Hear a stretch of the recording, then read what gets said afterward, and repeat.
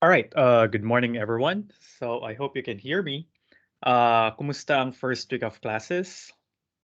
Remember, I think this is tama ba? Ito na yung last day ng week, no? Ng first week natin ng classes or first official week of the classes, because tomorrow would be a holiday. So yeah, kaya ready na ba kayo magbakasyon at magpahinga after that first week? So yeah, so ganun na lang, dead man na lang guys, walang sasagot. Anyway, yeah. So today we'll continue our discussion with the axioms governing the set of real numbers. Oh, by the way, react naman kayo kung naririnig niyo ako. Baka nagsasalita ako, hindi niyo pala ako naririnig. Okay, thank you. Bakit tayo yung sumagot? Or you are not into small talk talaga? Gusto niyo diretso na kagad sa discussion? But anyway, all right. So let's recall what we did last time. We talked about the course outline, and then we went along and started talking about the real numbers as which is the first chapter of Math 155. And again, here we are trying to axiomatically rebuild the set of real numbers. So forget about everything that you learned from elementary or from your algebra. So ni-request ko kayo nakalimutan niyo muna siya for the moment because we will be developing the set of real numbers from scratch. And by the meta axiom of ignorance, you cannot use anything that is not defined or proven in this class. No exemptions, all right? So, ano ba yung sinimulan natin? Sabi natin sa pag-axiomatize natin ng set of real numbers, if follow natin yung usual template, we're gonna have some undefined terms, and we accepted the set of real numbers to be one of those undefined terms or our starting undefined term. So, the set of real numbers, alam lang natin may isang set. Sabi natin, kunwari, meron akong set ng natatawagin kong set of real numbers. Actually, we don't know how how the elements of this set looks like. Hindi natin alam kung anong itsura ng mga real numbers. Though alam niyo na siya from elementary, pero remember, sinabi ko sa inyo, kalimutan niyo siya muna for the moment. So here we have an abstract object. We have a set of abstract objects, objects that we don't know about, we don't have any symbol for. All right? So alam lang natin meron siyang set of real numbers, tapos ang gagawin natin, ililay down natin yung mga properties ni R or properties ng set na to na gusto nating i-impose para ma-rebuild natin yung set of real numbers that we know and loved since elementary. All right? So, parang pabaliktad. Nung elementary, binigay sa atin ano yung mga real numbers, paano ka nag-a-add, paano ka nagmo-multiply, saka natin kinuha yung properties. Pero in a proper mathematical development, lagi yang dapat undefined terms muna tapos axioms. So yun yung tinatry nating i-recreate ngayon. So it's a little bit backwards from what we used to know or used to do. So kaya bear with me for the first chapter, right? So meron tayong set of real numbers, wala tayong alam about them so far or about that particular set. Alam ko lang may mga laman siya. All right? Tapos ang tawag natin ay real numbers. And then at the start of the lecture last time, I also asked you to assume the existence of two binary operations on the members of the set, which is again sounds absurd kasi paano ako makakapag-operate sa set of real numbers hindi ko nga alam kung ano yung laman ng set of real numbers. So paano ko kayo tuturuan na mag-add at mag-multiply na hindi ko pa sa inyo pinapakilala kung ano yung mga real numbers na ipag-add or ipag-multiply natin. But again, we're doing it axiomatically. What we will do is to impose the properties of the set of real numbers under these operations in order to build the set of real numbers from scratch axiomatically. All right. So arbitrarily, we call those two binary operations addition and multiplication. All right. And I will not teach you how to do this. Ang ibibigay ko ay ano yung mga properties na nasa-satisfy ng set of real numbers with respect to these two operations. Okay ba yun so far? So wala magproprotesta ha. So na hindi ko kayo tinuruan mag-add or multiply even though there is a meta axiom of ignorance. Kasi nga, ang gagawin natin, titingnan natin ano yung mga actions na i-assume natin na totoo. Ano yung mga properties ng real numbers under addition and multiplication na i-assume natin to be true. Okay? So again, these two guys are binary operations, meaning when you take two real numbers, you add or multiply them, we get back another real number. So yun yung pagiging isang binary operation. Now, those are our undefined terms so far. And then the next thing is to lay down the axioms. Ano yung mga axioms na o ano yung mga properties that are assumed for these three guys here, or for these three undefined terms? Well, what we had last time, the algebraic axioms for the set of real numbers, axiom A1 hanggang axiom A9. So you have commutativity, associativity, and the existence of identities for these two operations. So anim na yon. And then we have said that there is always an additive inverse for any real number.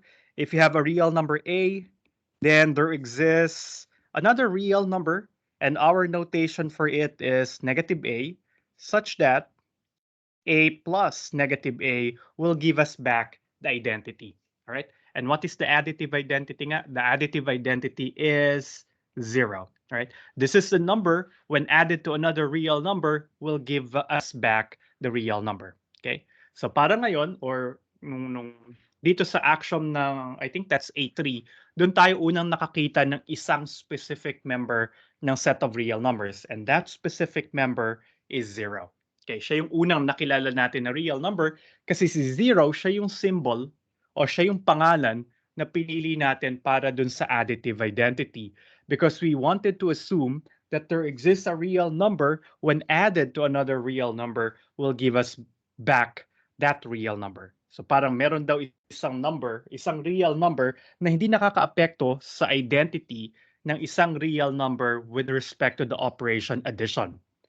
And since this is a very special element, this identity element should preserve the identity of all other real numbers, kaya binigyan natin siya ng isang pangalan. So it's very special, tinawag natin siyang 0. And hence, finally, nakakita tayo ng isang real number, si 0. Okay? Now, also, there's also multiplicative identity. Tapos kailangan ko again yung multiplicative identity para ma-define yung inverse. Okay. But before I go there, I would just like to emphasize again that negative a here is not the negative number or the negative the notation for the minus sign that we used to know. All right. So kasi nga si a ay arbitrary real number. Hindi natin alam kung anong itsura niya, basta real number siya. Okay? Yung negative a, hindi siya negative number kasi wala pa tayong notion ng negative number.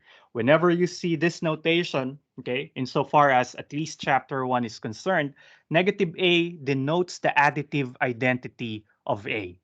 Right? Siya yung pag inad mo kay a, either sa kaliwa or sa kanan, will give us the additive identity 0. All right? So it's not a negative number because we haven't defined any negative number yet. Siya yung additive inverse ni A. All right? And then if A is in R, then there will also actually medyo kakaiba pala yung existence action para sa multiplicative inverse kasi hindi lahat ng real numbers ay merong multiplicative inverse, all right? So if A is a real number different from 0, then we are sure that there exists a number, another real number, and we denote it by either a to the negative 1, read as A inverse, or pwede rin namang 1 over A, real number din siya, such that that number will give us back the multiplicative identity. So we'll have 1 times A inverse. This will give us the multiplicative identity 1. And again, 1 is the second real number that we encountered, or the second symbol we invented for the set of real numbers, because we wanted to have a real number that will preserve the identity of all other real numbers, okay? So we wanted that there is a unique real number that can preserve the identity of all other real numbers under the operation multiplication. And since this is a very important real number, a very special one, we gave it a special name. Binigyan natin siya ng pangalan, tinawag natin siyang 1. But the assignment of these symbols are very arbitrary. So, naisipan lang natin na, okay, tawagin ko siyang 1 kasi kailangan kong pangalanan kung sino yung multiplicative identity. Alright? So, yeah. Tapos, again, yung a to the negative 1 is not a raised to an exponent because we don't know what an exponent is, right? Kasi binura ko lahat ng natutunan nyo before. Also, 1 over a is not the fraction 1 over a because we don't have any concept of a fraction. Of course, we know that there could be some real numbers that are fractions, pero yun nga, kinalimutan natin yung natutunan natin before about real numbers. So whenever you see these two symbols, that means that is the number that should be multiplied to the non-zero real number a to get the identity back. All right?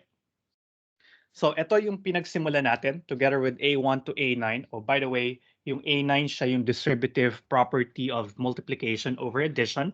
Collectively, A1 to A9 are called the algebraic actions for R. Right? So ngayon, titingnan natin ano yung mga consequences ng algebraic actions na to. Titingnan natin yung order actions, which is another set of assumptions that we will impose on the set R together with these two binary operations. And then hopefully we can also talk about um, R as a ordered field. Okay? So I think, okay, napunta na rin pala natin to last time. We talked about how subtraction and division were defined. Again, we only have two undefined operations, plus and minus. Plus and times, or addition and multiplication. But we can derive from these two operations subtraction and division. Yung subtraction ay pag-add lamang ng additive inverse nung subtrahend. Tapos ang division naman ay multiplication lang nung multiplicative inverse nung divisor. Okay? So that's how subtraction and division are defined. Then we have proven our first theorem last time, which is basically the cancellation law for addition. So if you have A plus C, and we know that that is equal to B plus C, we established last time that A must be equal to B, right? And that's where we stopped. Now, as a warm-up, let's try to prove the similar result, but this time it's the cancellation law for multiplication. It says that if we have three real numbers, but actually specifically they should be non-zero. If you have three non-zero real numbers, A, B, and C, and we know that AC is equal to BC, then necessarily A must be equal to B. All right. So again, review your Math 101. This is an if-then statement. So the assumptions here are this guys, yung nasa if part, sila yung antecedent o sila yung premises ng theorem. And then A equals B is the consequent or is the conclusion of the theorem. Okay. So since we have an if-then statement here, or if you want to be more technical about it, we have a conditional statement, then it requires a conditional proof, or one way to prove or to write a conditional proof is to do a direct one. Assume the premises and try to show the conclusion. All right. And that's how I'm going to do the proof here. So here, assuming si A saka si B, si B at saka si C ay non-zero numbers, then since we know that AC equals BC, then, right, pwede kong gamitin yung AC equals BC in my proof because that is part of the assumption. It is assumed to be true. The goal here is to show that A is equal to B. So mag-isip kayo ng mga tricks coming from the assumption from previous theorems or previous axioms para mapalabas yung A equals B. All right? So anyone gusto niyo ba anyone who would like to suggest what could be the next step in this proof?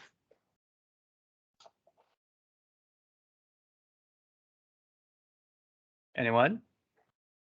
Ano yung pwede kong sunod na gawin? Kailangan ko kasi ng pause para makasip ng kape.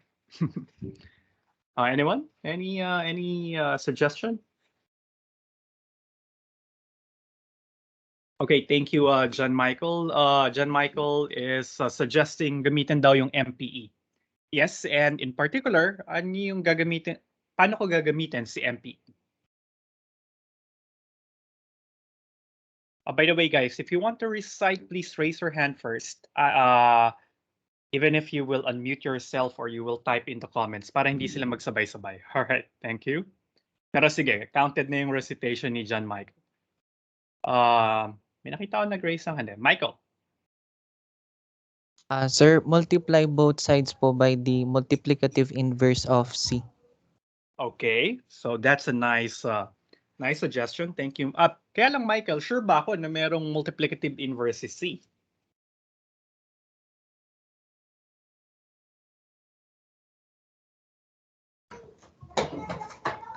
Yes, Michael?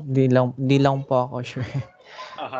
Yeah. Ito yung mga tipo na pag nagsulat kayo ng proof, medyo hahanapin ko dun sa sinulat nyo. So, kaya medyo, hahanapan ko ng butas yung mga sinasabit yung proof. I want details there.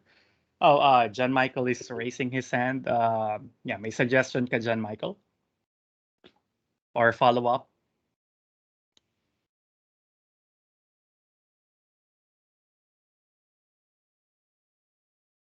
Thank you, John Michael. Yeah, merong multiplicative inverse. Tama yung idea mo, Michael. Kaya lang bubutasan ko yung mga proofs nyo. No? So kailangan yung i-argue sa akin na bago nyo sabihin na mag-apply ako ng MPE by multiplying both sides by the inverse of C, by the multiplicative inverse of C, dapat sabihin nyo na nag-exist muna yung C inverse. Alright?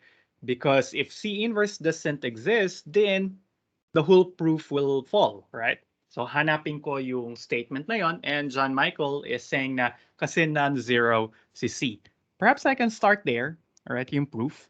So since C is non-zero, then there exists a real number C inverse, okay, such that CC inverse is equal to the multiplicative identity. All right, kasi nga non-zero siya.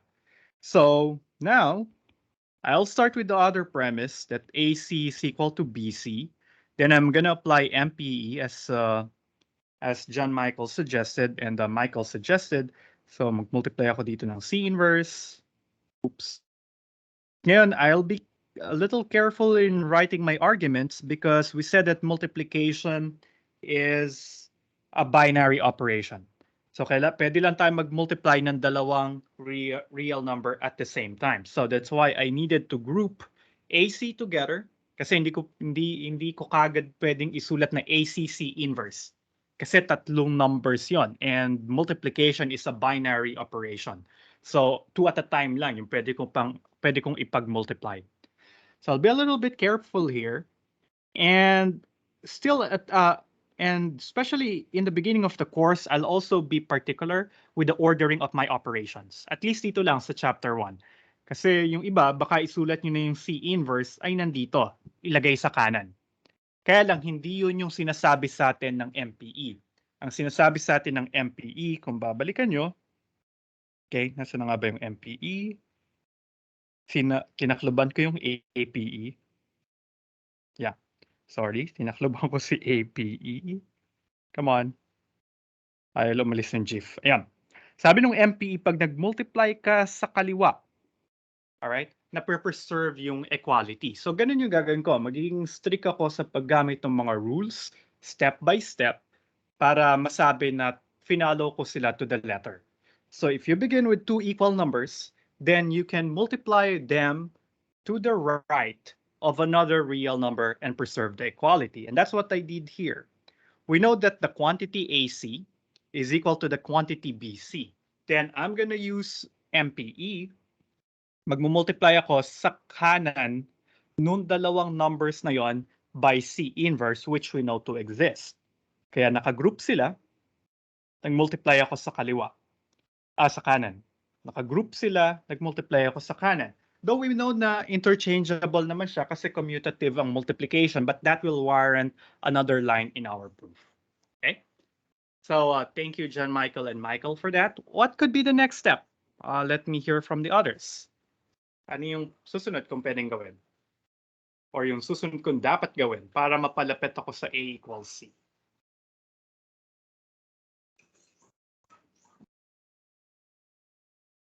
Alright, don't be shy guys. Wala namang minus kapag mali yung sagot.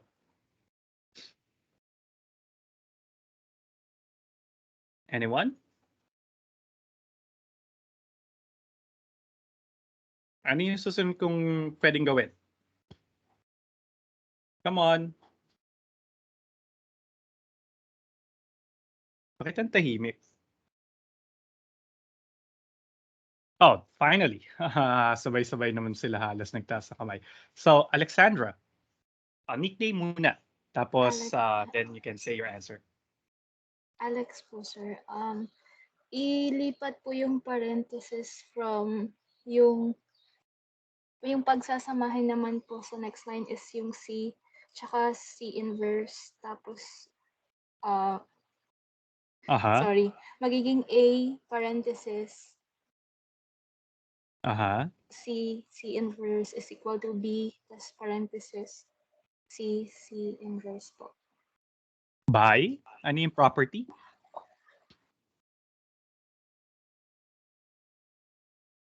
Do you remember the name of the property? Ito yung associativity, right? Associativity of multiplication. So it will be a nice practice if in your proofs, sulat niyo yung, ganito niyo siya isulat. Line by line, at least step by step, and then write the reason why you were able to conclude that line or to write that line. Okay? So perfect. Thank you, Alex. Then what's the next step? Any volunteers aside from those who already recited?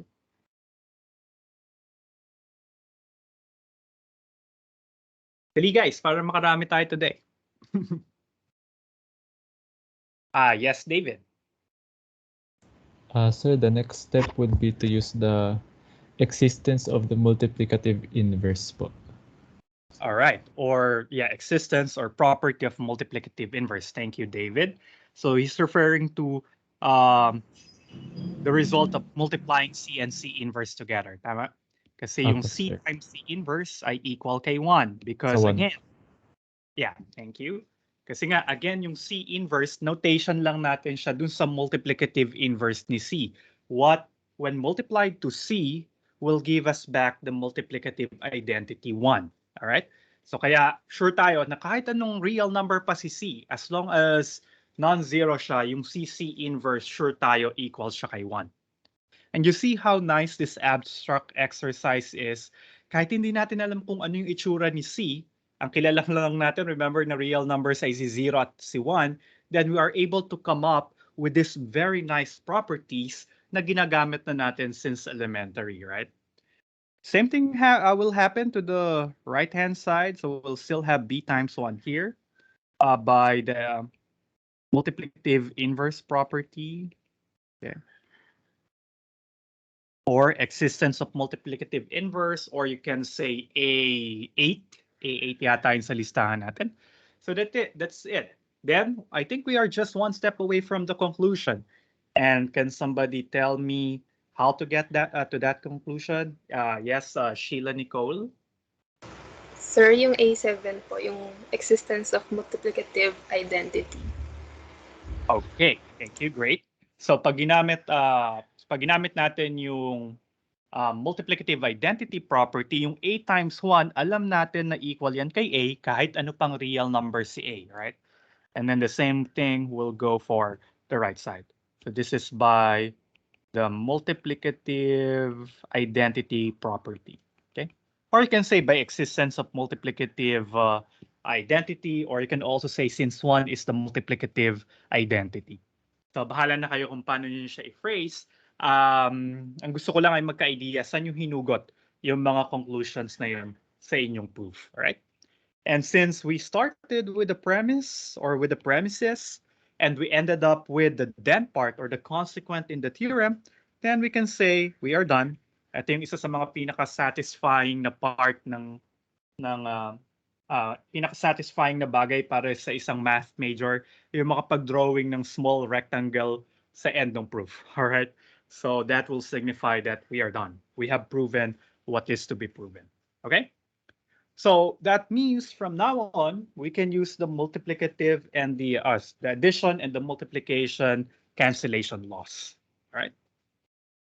Now, there's still a bunch of theorems here. Theorem 1.3. Perhaps we can answer some of them. And I'll leave the rest as exercise to you guys. Siguro pili lang ako ng ilan dito. So Theorem 1.3 lists down some more properties, though some of them might be very obvious to you or napaka-basic nila kasi alam na natin sila since elementary. Pero yun nga, kinalimutan natin lahat ng natutunan natin before to the end of understanding bakit natin to nagawa nung elementary days. All right? For instance, look at Theorem 1.3.1. A times 0 is equal to 0. All right? Alam natin sa multiplication table na sinaulo natin ng grade 2 or grade 3, kapag ka nagmo-multiply tayo ng 0, alam natin ang sagot lagi ay 0. But did we dare ask why is that so? All right? Now in Math 155, we will justify that.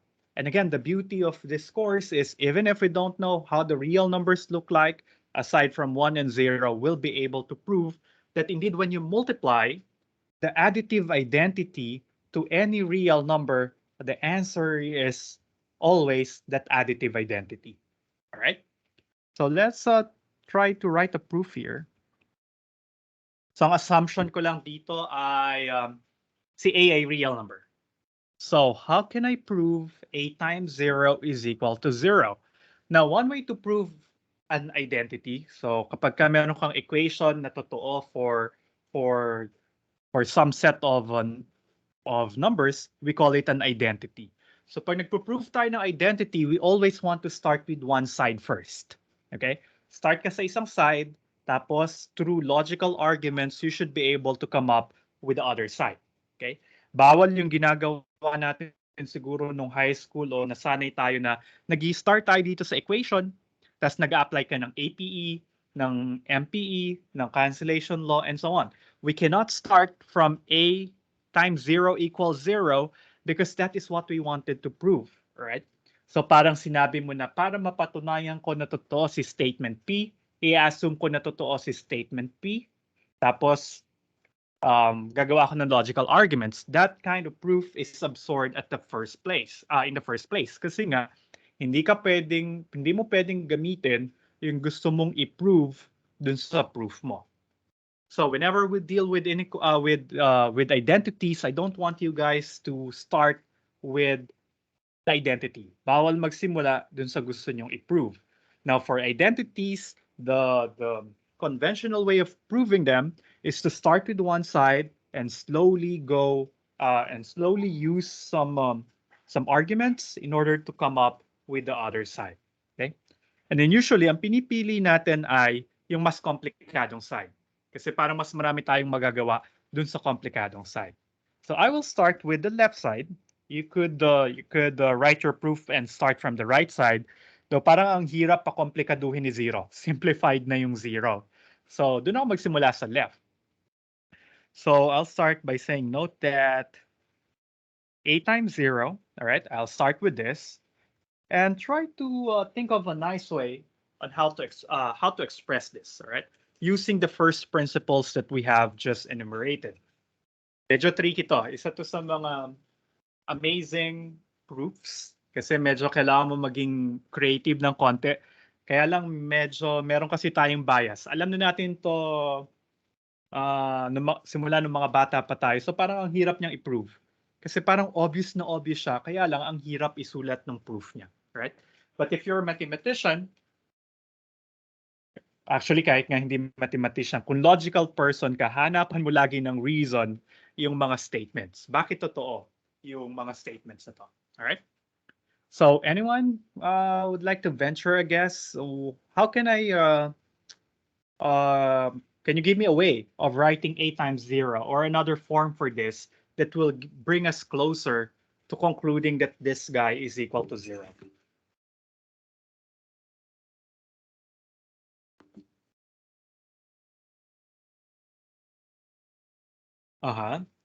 Nauna si Sheila kaya lang naka-recite na siya. So, puntahan ko si Carl. Carl Dennis? Tama nga ba? Ikaw yung second na nagtaas, no? Di ko alam, sir. Okay, sir. Yes, sir. Ano, Aha, sir? go. 0 plus 0? All right, so that's a nice suggestion. Yeah, we can try that. Thank you, Carl Dennis.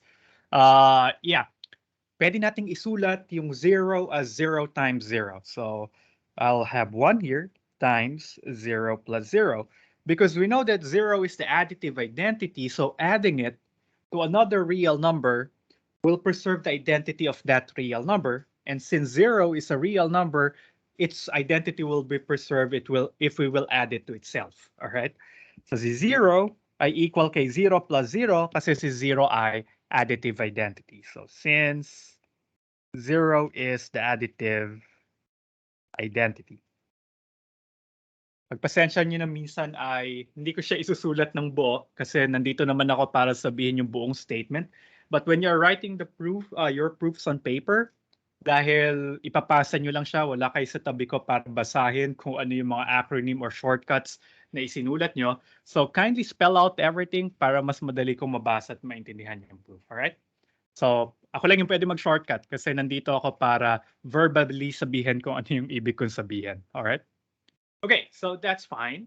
All right, that's perfectly valid. That's a logical argument to make. Kaya lang mapapaisip ka of all the ways on how to express 0. Why did Carl suggested that I write 0 as 0 plus 0? How will it bring me closer to concluding that a times 0 is equal to 0? Okay? So, ito yung isang example na kailangan mo maging creative sa proof sa real analysis. Because you could have written 0 as a times 0 again. All right? Kasi ay hindi pala pwede kasi yun yung pinuprove natin, no? So, yeah, there could be other ways of writing 0, but Carl specifically suggested to write it as 0 plus 0. Bakit kaya? Okay? Now, anybody who has an idea? Bakit kaya yun yung nasuggest ni Carl? Ano yung next step? Ano ba yung posibleng maging next step? So this will imply what?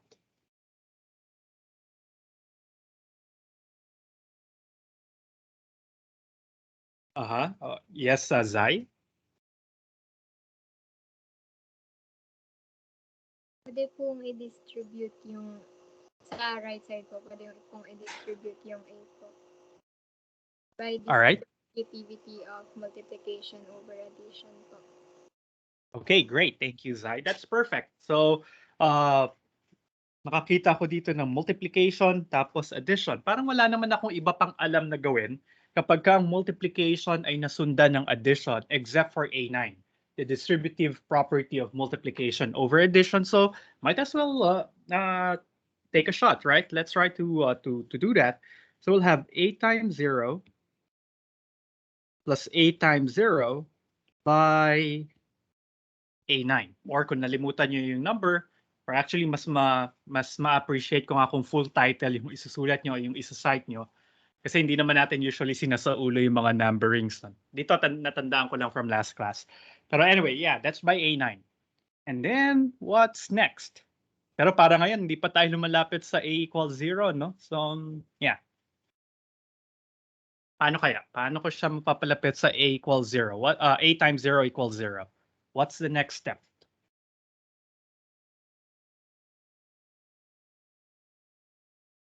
Parang pinakomplikado natin ang pinakomplikado ang buhay natin, no?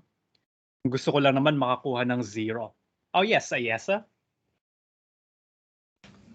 Sir, can we add 0 po dun sa left side since single entity lang siya and parang by property of additive identity?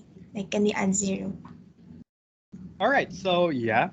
Siguro mag-add na lang ako dito sa kaliwa. Kaliwa ba or kan? Ano pa mas maganda? Sige, mag-add na lang ako sa kaliwa. A times 0 equals A times 0 plus A times 0 by property of additive identity, right? So additive property of additive identity. All right, thank you, Ayesa. So, bakit kaya yun yung naisipan ni Ayesang gawin? So, any suggestions what to do next? Parang lalong pinagulo ni Ayesa or pinakomplikado yung equation. So, what could be next? What could be our next step?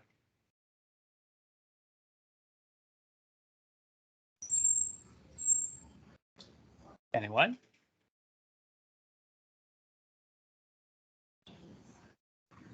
Or naubos na ba? Meron pa mga hindi nag-recite. Sayang yung points.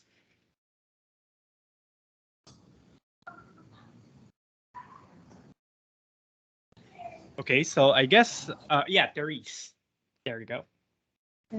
Sir, try lang po. Aha. Di ba ako sure, pero pwede pong mag-add ng additive inverse ng A times 0 sa, Aha. sa left side tsaka sa right side. Okay, yeah, that's great. That you can do that, Therese. Tama. Pwede ka mag-add ng ng additive inverse to both sides. Kasi anong gagamitin natin doon? By addition property of equality. Though pwede mo siyang gamitin pero hindi mo kailangan ito para doon. All right. So that's probably another version, a slightly different version of the proof.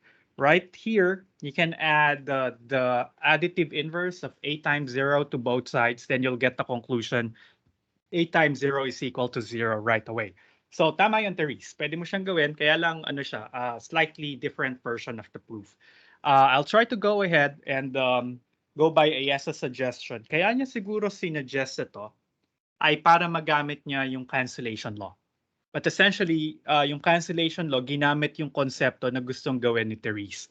So there are several ways on how you can present your proof. So we have two versions now, Ayes's and Therese's. Pero kayo na yung bahala. There are different ways of killing a cat. So bahala kayo kung paano nyo gustong isulat yung proof. Okay? Now, thank you, Therese. But if I'll follow Ayes's argument, I think what she wants to do next is to appeal to the cancellation addition. All right? Kasi nga equal daw tong dalawang bagay na to. Tapos merong common addend sa kanilang dalawa. So pwedeng makancel yung A times 0 at saka yung A times 0 from the left and the right side. Leaving us with yung mga unang terms, 0 and A times 0. Okay? By cancellation law for addition. Okay. And then finally, I will just use the symmetry of equality. By symmetry of equality, para makonclude yung A times 0 ay equal kay 0 just as required. And then again, you'll have your block box there. Okay? So now, alam na natin kung bakit ang A times 0 ay laging equal pala kay 0. Okay? When you multiply any real number to 0, you get back 0. Okay? Pag nag-math 111 na kayo, ang ipoprove nyo naman general. Hindi kailangang real numbers na in general pala, basta meron kang property A1 hanggang A9. Kapag ka nag-multiply ka sa kahit anong object ng additive identity, ang sagot lagi ay yung additive identity. Alright? But that's for your math 111. For math 155, okay na tayo. Na-assume natin na real number si A. Okay? So any questions with the proof? Okay, so if there's none, then let's try another one. Siguro gawin natin yung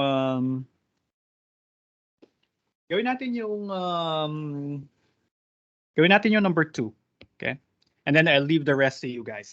Now, you need to be a little careful when dealing with statement number 2. Okay?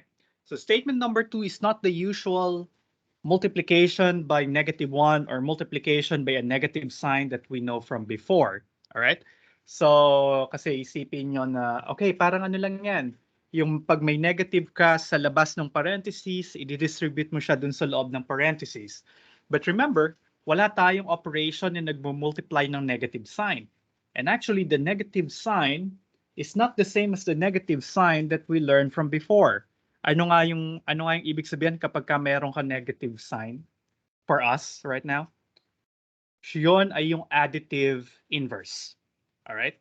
That's all that negative sign means. Hindi natin alam yung ibang meaning niya aside from denoting the additive inverse. So if you will read Theorem 1.3.2, hindi mo siya babasahin na negative of negative A ay equal kay A.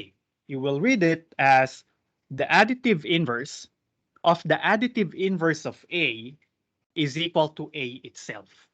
All right? Kasi nga, kakaunti pa yung terms natin sa vocabulary natin. Kokonti pa yung mga rules dito sa game na nilalaro natin, so we need to abide by all of them. No tacit assumptions or outside assumptions are allowed. Okay?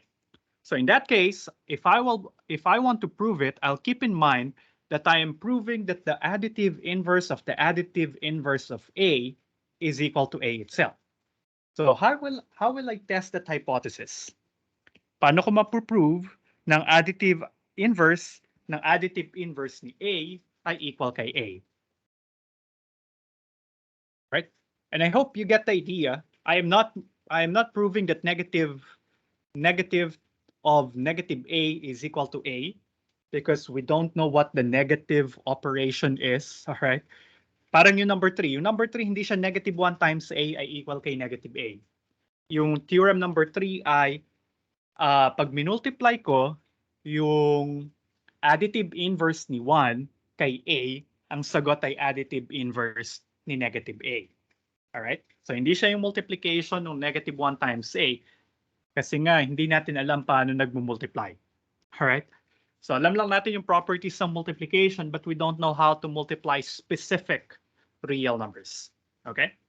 So going back to number 2, again, the thing that we want to prove is that the additive inverse of A is equal to A itself.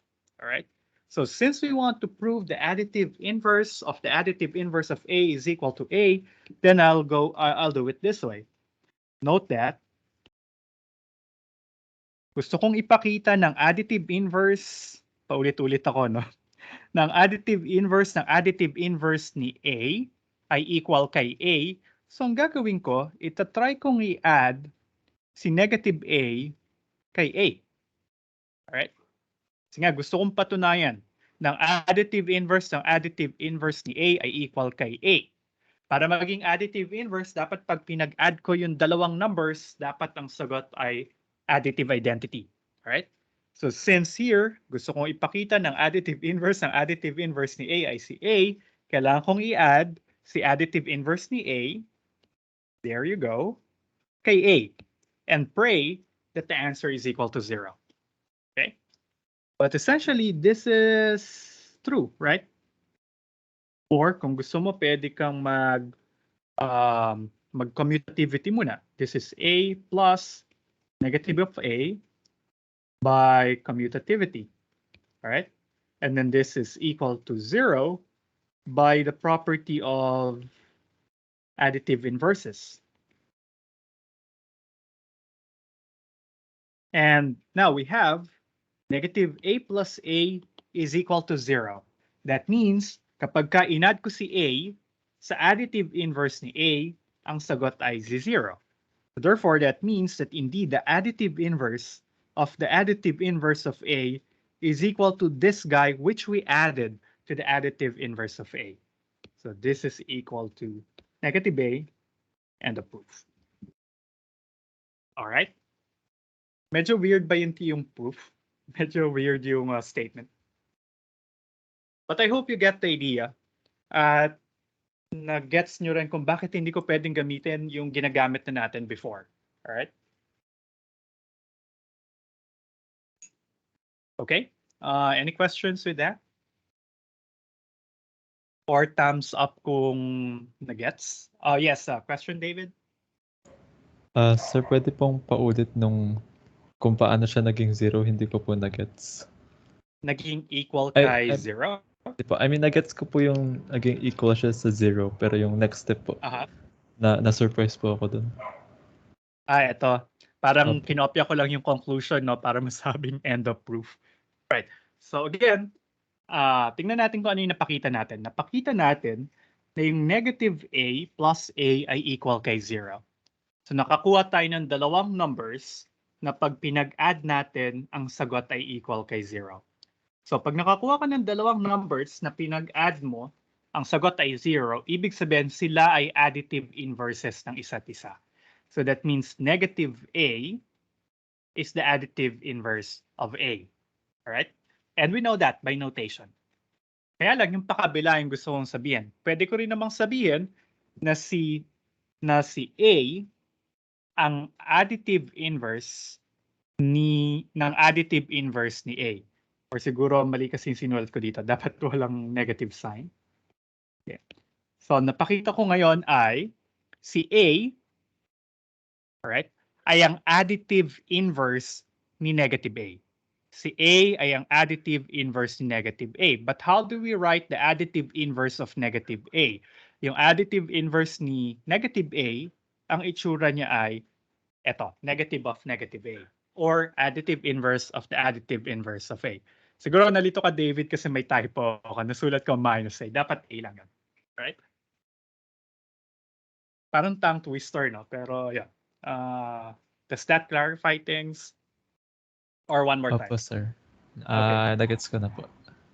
Alright. So, it's just a play on the notation. So, parang ganun din yung gagawin nyo rito sa number 3. Though you need to be, paano nyo ito gagawin? Okay. So, pili kayo ng pang-homework. Di ba meron tayong homework dapat due on Monday? So, can you pick one? Ano yung gusto nyong sagutan dito? 3 to 7. Pili kayo ng isa.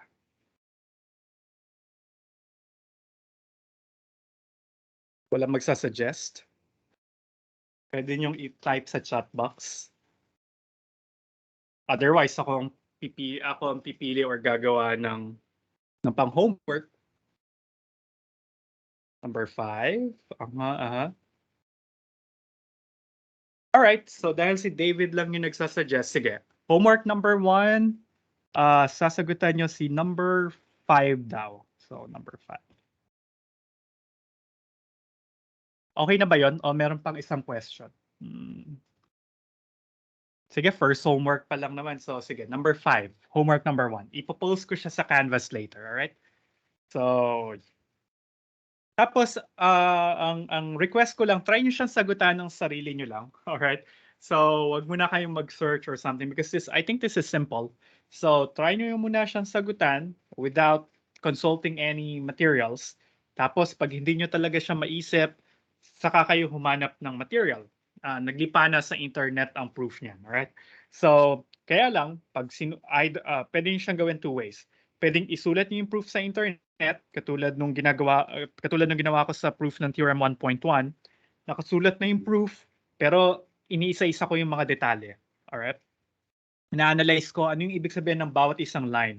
Bakit siya nagkaroon ng, bakit siya nasulat? Bakit siya na-justify? And you put in the little details. Another method that I find helpful is babasahin ko muna yung proof sa internet o yung proof sa book. And then I'll try to rewrite it in my own words. Okay? So parang kumukuha ako ng idea or inspiration to what they did. And then I'll try to write it on my own para masanay ako pagka-exam na o kapag problem set na wala na sa internet kung paano ko isusulat yung solution. Alright? So I suggest you do that.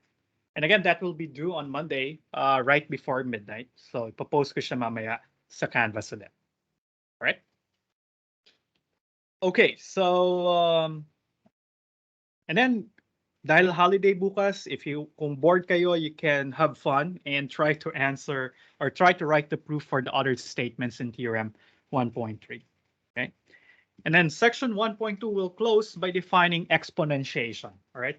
So dito pa lang natin isusulat or i-define yung mga exponents. All right?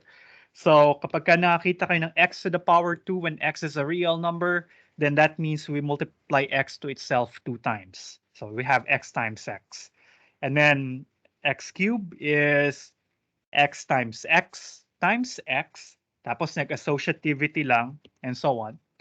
So dahil ganun sinulat yung multiplication sa remark 1.2, so sige, may permiso na kayo ngayon to be careless with groupings. So kapag marami kang ina-add or marami kang minumultiply, pwede nyo nang i-drop yung parentheses na nag-group sa kanila so that you do the operations 2 at a time. So pwede nyo nang kalimutan yung mga parentheses, and the reason behind that, kasi alam natin na associative naman ang addition at saka multiplication. So yeah. So yun na yung una nyong lisensya ngayon. And then negative exponents are done as follows.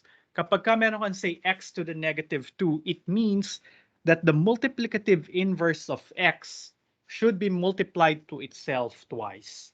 So kapag meron kang x to the negative p, so it's the multiplicative inverse of x that is multiplied to itself p times, which is again the usual exponentiation that we know. Now, on the other hand, if you have fractional exponents, x to the 1/2 is equal to a, then that means x is a number whose square is equal to a. Okay? Kapag irrational yung exponents, wala pa tayong sige, later ko na lang siya sasabihin kung paano. Pero again, ito nga pala you interpret it as x to the 1/2. So hindi siya x to the 1/2 kasi hindi pa natin kilala si 1/2. Pwede natin itong basahin as x raised to the multiplicative inverse of 2. All right, so x to the multiplicative inverse of 2 siya ay equal kay a if and only if si x ay equal sa a times a. All right, so yeah. Pero hindi magtatagal, i-define na natin ano yung itsura ng mga real numbers para hindi na ganun ka-abstract yung pagtingin natin sa set of real numbers. Kaya gusto kong puntahan yung section 1.3 na para magkaroon tayo ng license to use numbers. Okay? So we will introduce here subsets of R. Again, you know this guys already. So the set of natural numbers is the set containing 1, 2, 3, and so on. So binigyan na natin sila ng symbols ngayon. So ito ay mga real numbers. Ang tawag natin sa kanila ay natural numbers. Just take note, nagsimula yung set of natural numbers natin sa 1. Sa Math 101 last semester, parang nagsimula ako ng nagsimula ang n ko sa 0. Pero for Math 155, we will consider this set of natural numbers. Hindi kasama si 0. Okay? And the set of integers are the natural numbers together with their additive inverses, union 0. So usual integers. And then the set of rational numbers would be the ratio of two integers where the divisor is not equal to 0. Okay? And again, if you will contextualize it to what we had been saying earlier, m over n is m times 1 over n. So basically, ang set of rational numbers natin ay set ng mga real numbers na pwede mong isulat as a real number times the multiplicative inverse of another number. Okay? But for brevity, from now on, you have the license to use fractions. Okay? Kasi alam na natin sila ay yung mga yung rationals, ganito yung form. It could be written as a ratio of two integers. All right? And then, apart from it, pwede nyo na rin gamitin yung irrational numbers. These are the other real numbers which cannot be written as a ratio of two integers. And we will now also assume that we know ano yung square root, ano yung cube root, ano yung fifth root, ano yung 7 raised to the 5 over 247, and so on. All right? Because we just don't have the time to really build these numbers one over the other. So, pero ngayon, i-assume na natin, alam na natin yung mga numbers na to along with algebraic roots, yung mga radicals. Okay lang ba yan? Kasi baka abutin tayo ng 3 years, hindi pa natin sila nako-construct carefully pa isa-isa. Alright? Okay, so Theorem 1.4 is one of the classic mathematical theorems, yung irrationality ng square root of 2, because for millennia, akala ng mga tao, baka hindi naman millennia, baka for centuries, people thought that all numbers are rationals. All numbers can be written as a ratio of two integers. Okay, but it was the Pythagoreans who discovered na hindi pala lahat ng real numbers ay rational. Not all real numbers can be written as a ratio of two whole numbers or two integers. And the classic example is square root of 2.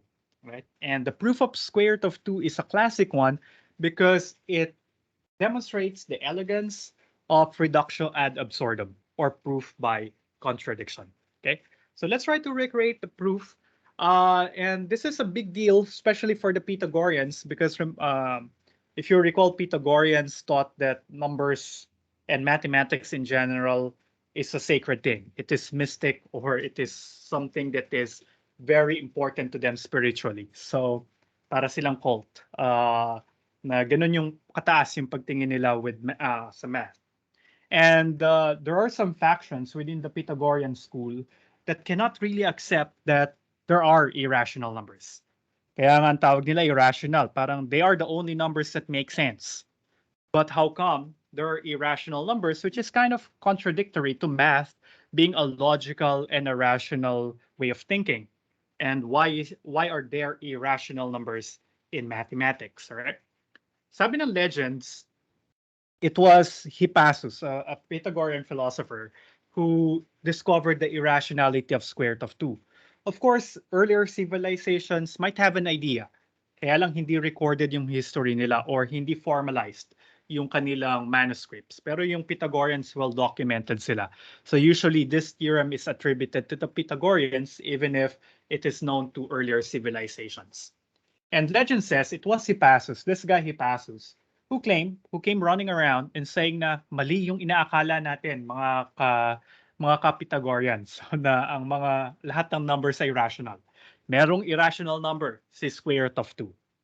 And legend says, for that discovery, and people cannot accept it right then, so nilunod nila si Hippasus dahil dun sa discovery niya na square root of 2. Though there's no clear documentation kung yun nga ba yung dahilan kung bakit nalunod si Hippasus or bakit nilunod si Hippasus or kung si Hippasus nga ba yung nilunod. Pero yeah, that's what the legend says. And this is quite a big deal for them. But for us, this is a big deal because it has a nice proof. All right. So let's try to prove the irrationality of square root of 2. But before that, probably I'll get a result. I'll have a preliminary result. And maybe I'll put that as a claim here. Okay, my claim is that if I have x in R, and if I have a real number x, and x squared is even, then x is also even. Okay, and I think my Math 101 students can, last semester can remember this. So, madalas namin, I think pinrove din natin to sa klase, no? So, yeah, but it's, again, a nice exercise. We can either do a proof by contradiction here or proof by contraposition, right? Perhaps to prove this claim, I'm going to use proof by contraposition just to illustrate the different methods of proof, proof by contraposition. Because in this particular case, a direct proof is not easy, all right? Kung gagamit tayo ng direct proof as what we have used in Theorems 1.1 and 1.2, mag-start ako sa assumption. Ang assumption ko si x squared ay even, then I want to show that x is also even. But if I will interpret the premise, all I have is that x squared is twice an integer, all right? Kasi even siya, so 2 times p siya for some integer p, all right? But the problem here is I want to know how x looks like, because our conclusion is x is even. So if you are allowing taking the square roots of both sides, then you can say that x is equal to plus or minus square root of 2p. But the question is this really even? But actually, there's no way that I can say for certain that x is even because may square root ako dyan. Hindi makakalabas yung 2 sa square root. Our only characterization of an even number is that it can be written as twice times an integer. But at this form, the form that I got in trying a direct proof, bars me from concluding that x is indeed even. So kailangan ko maghanap ng alternative ways on how to write the proof, because the proof, the direct proof or modus ponens is not that effective, all right? And one type of proof that you can use is proof by contraposition. So if you have a conditional statement P implies Q, it is equivalent to not Q implying not P. So ito is a logical equivalence. So ito yung contrapositive. Ang contrapositive ay equivalent doon sa original statement. So instead of proving P implies Q using a direct proof, pwede akong gumamit ng direct proof sa not Q implying not P. I can assume that Q is false and show that P is false also. Now, if I'll be able to write a direct proof for that, then I have proven this statement. But since this statement is the contrapositive of the original one, then they will share the same truth value. Okay? So, kung mapapakita ko to ay true, automatic true rin yung P implying Q. Okay? Now, if I will write a proof by contraposition here, so what will be my premise? Can anybody spell out for me what is the premise for this proof by contraposition? Verbally? So, mabilisan? Ano yung magiging assumption ko sa proof by contraposition? Sige, David. Sir, X is not even po. Okay, great. So I can now assume that X is not even. So we'll assume X is odd, all right? Or X is not even. So since X is odd, then X can be written as 2P plus 1 where P is an integer. All right? Kasi siya ay odd. And then, ano yung gusto kong ipakita? Anyone? Quickly. Sa proof by contraposition, what's our goal? We want to show X is odd implies what? Not P implies not Q. So not P. Ang P natin dito ay X squared is even. Not P, X squared is odd. That's what we want to show in the proof by contraposition. So the goal, show that X squared is indeed odd. And actually, you will surmise from this line that mas madali nga itong gawin. Kasi inassume ko na si X ay odd. So ang itsura ni X ay 2P plus 1, where P is an integer. Don't forget to put this condition here kasi kailangan siya para maging odd siya. P dapat ay integer. Alright? Now, gusto ko makita ano yung itsura ni X squared because I'm praying that I'll be able to show that X squared is odd. Alright? And that's easy. Ibig sabihin lang nito, si X squared ay equal kay 2P plus 1 squared. And the reason there is multiplication property of equality. Since X is equal to 2P plus 1, okay, yung left side pwede ko i-multiply ng X, yung right side pwede ko i-multiply ng 2P plus 1 kasi si X at saka si 2P plus 1 naman ay equal sa isa't isa. So it's another a more advanced version of MPE. Okay. Now I can use my special products to expand 2P plus 1 quantity squared. This is equal to 4P squared plus 4P plus 1. Tama ba expansion ko? I hope it is. And then again, I want to show that this is odd, but that's easy. I can factor out 2 from the first two terms. I'll have 2P squared plus 2P. The reason why I can do that is the distributive property of multiplication over addition plus 1. So here by A9 again. Right? Distributive property. Ginamit ko siya dito sa term na to. Pabaligtad nga lang yung paggamit ko ng APE. From an expanded version to a simpler version. Okay? And then now, this will imply that X squared is odd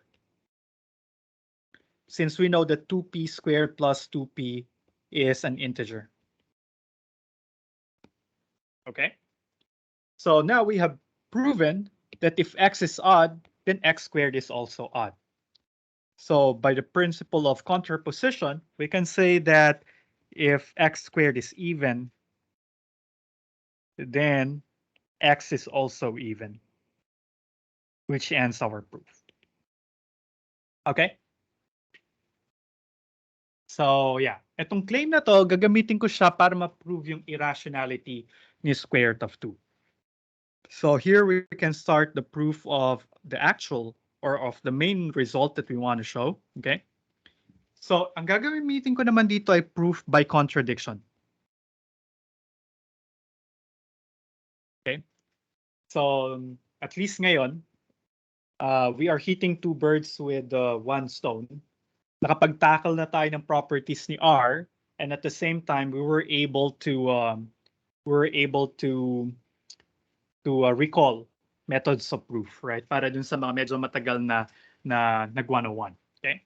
So it's a variety of proof techniques that we were able to cover in the first few topics in 155. Proof by contradiction. Now, in the proof by contradiction, you will assume that the theorem is false. Sasabihin mo, kunwari, mali yung theorem. And then you should try to find a contradiction within the proof, showing the impossibility of the falsity of the theorem to be proven. Okay? Sabihin mo, kunwari, mali yung theorem, tapos along the way, using logical arguments, we will come up with something that is known to be false. So that fact that you get a contradiction or an absurd statement coming from the negation of the theorem means na yung theorem hindi siya pwedeng maging mali. Kung hindi siya mali, by the law of excluded middle, ibig sabihin tama siya. Alright? Because remember, sa logic, either P or not P. Kung na-prove natin na hindi pwede yung not P kasi magkakaroon ng contradiction, so therefore we must accept that P is true. Yun yung sinasabi ng proof by contradiction.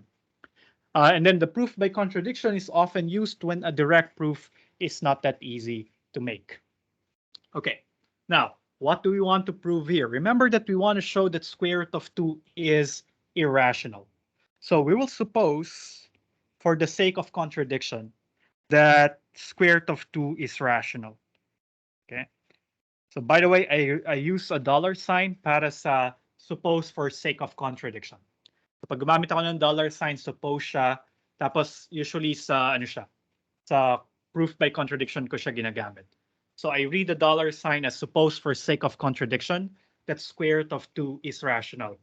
And I will demonstrate that there is something wrong with, or something wrong will happen if I will accept that square root of 2 is rational. So magkakaroon ng mali kapag kasi square root of 2 ay rational, kaya dapat nating tanggapin na siya ay irrational. Okay, so that's basically the idea of proof by contradiction. Okay, now, so this is our assumption. So let's try to play with it. Try to use logical arguments to come up with a false statement. Okay, now, kakaunti pa yung pwede natin gawin kasi ang alam lang na ang assumption lang natin dito ay si square root of 2 ay rational. Kung siya irrational, then there exists two integers. Kasi sabi natin kapag rational number siya, pwede mo siyang isulat as a ratio of two integers. So dahil si square root of 2 ay rational, okay? Or inassume natin na siya irrational. Kunwari siya irrational, so dapat may mag-exist na dalawang integers with the second integer not being equal to 0 with no common factors such that square root of 2 equals p over q. Okay.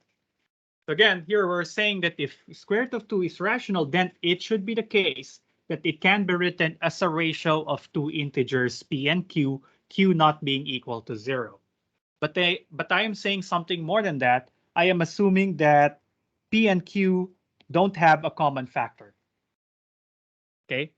Kasi kung meron silang common factor, pwede ko pa siyang i-lowest terms, right?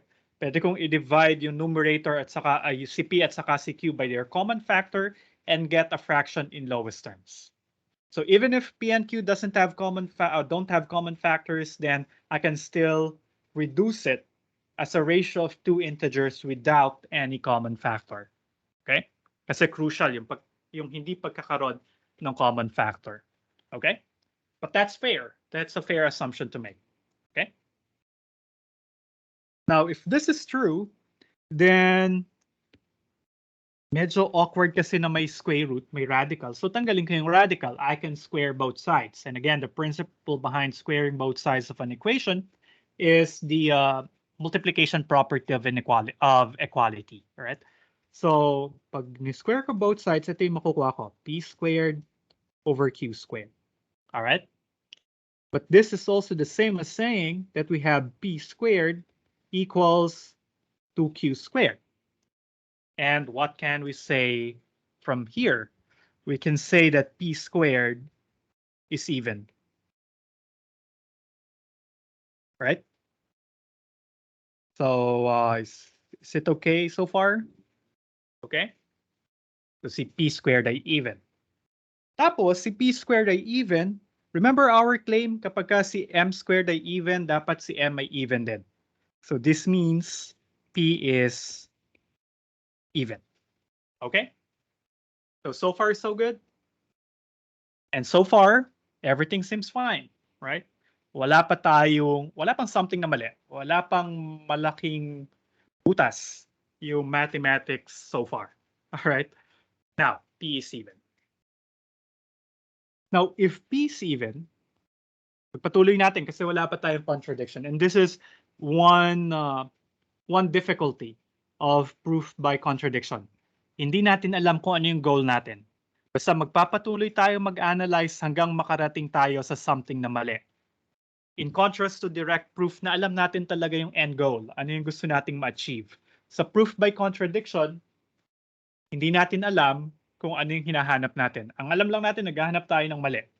Kaya lang, there are several ways or several routes how to get to something absurd or something wrong, right? So far, wala pa tayong contradiction. So let's try some more. Okay, ano pa yung pwede kong gawin? Ang alam ko lang ay si P ay even. So kung si P ay even, pagpatuloy ko lang, then P can be written as say 2k for some integer k. All right. Then we will have 2q squared equals from before we know that this is equal to p squared, but we have another expression for p. We know that p is equal to 2k. I can write it that way. And then I can expand it and say it's equal to 4k squared. All right. So algebraic plane. And then I look at the first and the last side of this continued equation. Okay. So 2q squared equals 4k squared. I can divide both sides by 2. I'll get q squared equals 2k squared. And then now I can say that q squared is even. All right, kasi si q squared nasulat as 2 times k squared. So q squared is even. But again, per our claim earlier, if q squared is even, then necessarily q is also even. And there we go. Here we have a contradiction. So where's the contradiction? Ano yung na-discover ko na mali? By the way, yung contradiction usually denoted siya by a blitzkrieg or by a lightning. So may contradiction na. Ano yung contradiction? Can somebody point out what is wrong with this? Though we are happy that we found something wrong. Kasi ibig sabihin, mali yung assumption natin earlier. Our supposition that square root of 2 is rational should be false. And that's essentially what we want to prove. So ano yung mali? Yes, Ayesa? Sir, P and Q are, if P and Q are even, then they have common factor which is 2, which contradicts yung po sinabi natin kanina, since we are assuming na we set na parang nasa lowest terms na sila, so dapat wala ng common factor, but we have found out na ayun po, meron silang common factor which is 2 po. All right, thank you, Ayesa. That's great. That's perfect. So sabi natin si P ay even, si Q ay even. So therefore, P and Q share a common factor, namely 2. So maybe we can say that here. So we can say this contradicts the assumption or the supposition that P and Q don't have a common factor. So thus, we can conclude that square root of 2 is not rational. Okay? Or Alternatively, you can write square root of 2 is an element of the set of irrational numbers. Okay, and the proof. All right, so yun, irrational si square root of 2.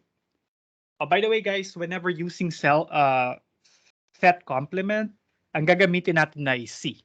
All right, so universal set minus yung set, yun yung complement niya. Ang notation natin ay exponent na C or superscript na C. Kasi yung ibang books ang ginagamit nila ay prime. Sa complement ang ginagamit nila ay Q prime para sa set of irrational numbers. But I am reserving the use of the prime later. Gagamitin natin siya sa set notations natin later. So keep in mind that we are using a superscript C to denote the complement of a set. Okay? So any questions with the proof? I guess that should be fine. Okay. All right, so I guess we can stop there. Okay. Sige, hindi ko nasisimulan yung 1.4 para relax lang tayo. Any questions, guys? Okay, so I intentionally did the proofs today a little bit slowly because I think it's a good review. It's a good thing to review methods of proof from Math 101. Pero I will be picking up the pace a little bit next meeting. So kasi ngayon ang focus ko ay ipakita yung pagpo-prove ulit as a refresher for your for those who have taken Math 101 before. Sorry, late yung matagal na kinuha yung Math 101 or if you just forgot the methods of proof, maganda siyang gamitin kasi day in and day out that's the thing that we'll do in Math 155.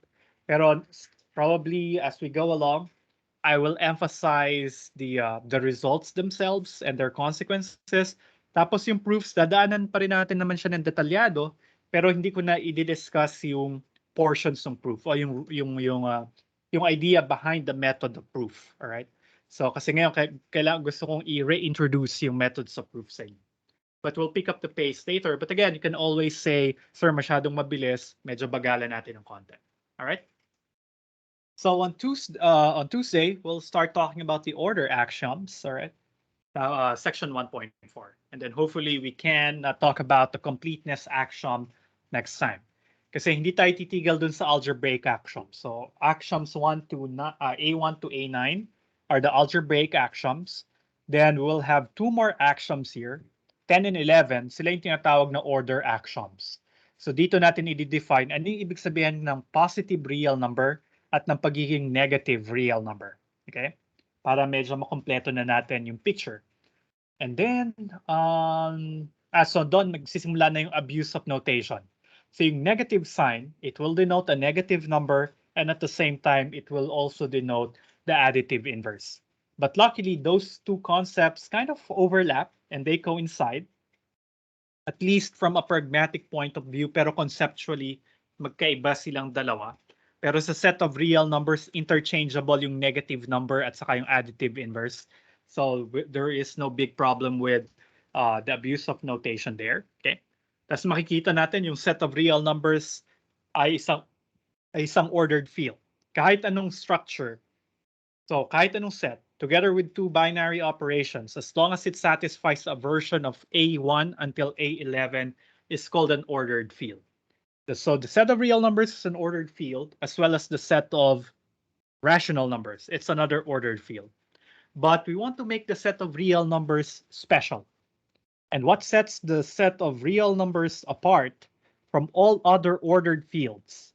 Meron siyang sense of completeness. So which is basically the core of Unit 1.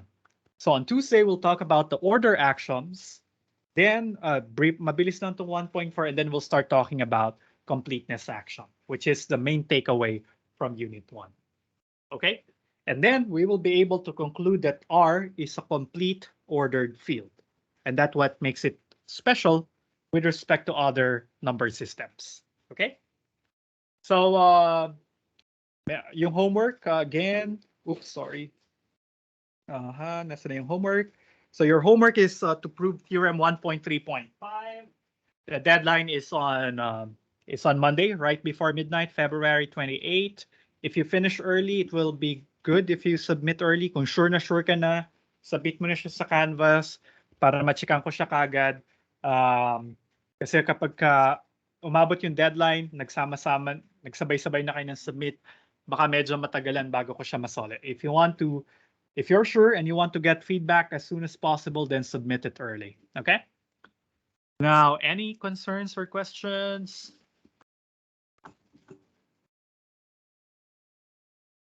Okay, kung wala na, so yung mga nag-recite verbally, kindly put down a comment with your nickname in the meeting chat so that I can tally your recit points, okay, your recitation points.